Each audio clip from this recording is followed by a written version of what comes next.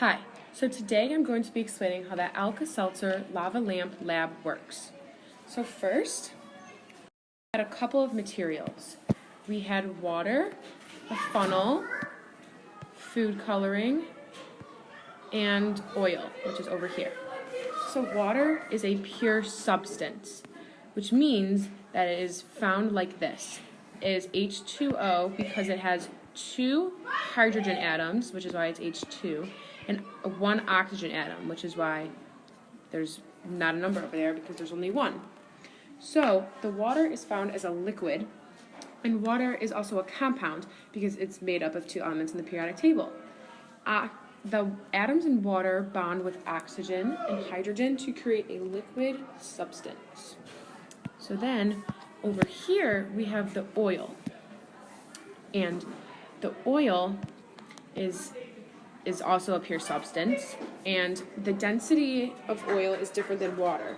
Water's is bigger, so that's why when they create a suspension, the water is on the bottom and the oil is above it. So the food coloring in water create a solution of the solute and the solvent. The food coloring dissolves in the water, and it cannot dissolve in the oil because of the different densities. So here we have a picture of oil and water creating a suspension. And as you can see, they're not mixed at all. So the water's down here and the oil is up there. So they create a suspension because, again, of the densities. This did create a heterogeneous mixture because they are easy to separate, and it's not homogeneous because they didn't mix at all. They're just laying on top of each other. And then we have 2 videos over here that will be shown later. So then in the next slide, we have the ending of this project. So the Alka-Seltzer tablet was dropped in as a solid, but then it underwent physical changes because we broke it up into 4 pieces so we could see it more than once.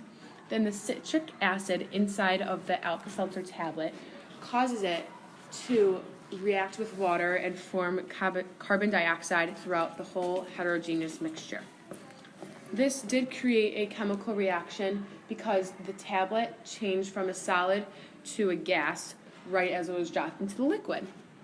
So then here's the picture of the ending. You can see the bubbles all in here are green in the oil because of the Alka-Seltzer tablet right there.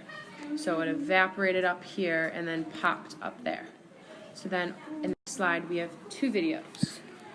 This video is of the oil being poured in, and you could automatically see the density being poured in. So if you look very closely, you could see it. So it's a little different of color. And since their formulas are different, this caused them to not be the same weight. So this is why a heterogeneous mixture was formed.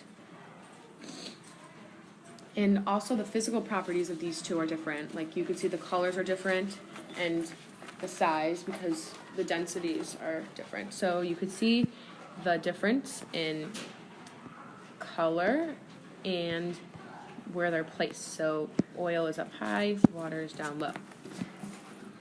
Then the next video we have is of the ending result.